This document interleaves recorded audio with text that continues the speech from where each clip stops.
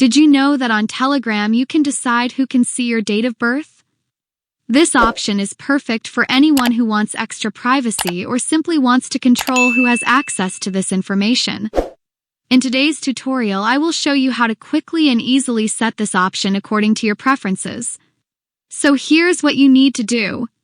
First, find and open your Telegram app. When you're in the Telegram app, you will see 3 horizontal lines in the top left corner. Tap on them and this will open a menu with options. In the menu that appears, find the Settings option and tap on it. Once you're in the Settings, find the Privacy and Security section and tap on it to open it. On the Privacy page, find the Date of Birth option and tap on it.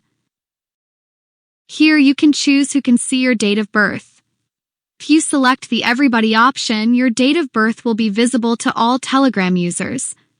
However, if you want to choose specific contacts whom you don't want to see your date of birth, even though it's set to be visible to everyone in the Add Exceptions section, tap on Never Allow and select the contacts. If you choose the My Contacts option, your date of birth will be visible only to the contacts in your address book. You can also select contacts to whom you will always allow to see your date of birth, regardless of the My Contacts setting, as well as contacts whom you will prevent from seeing your date of birth, even though they are in your contacts. Finally, if you choose Nobody, your date of birth won't be visible to anyone, but you can add contacts to whom you will allow to see your date of birth, even if it's set to Nobody. I will choose My Contacts. After selecting who can see your date of birth, tap on the confirmation icon in the top right corner of the screen to save your changes.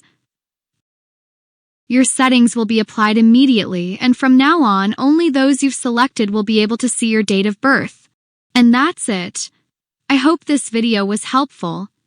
If it was, leave a like, share the video with your friends, and subscribe to my channel for more useful tutorials.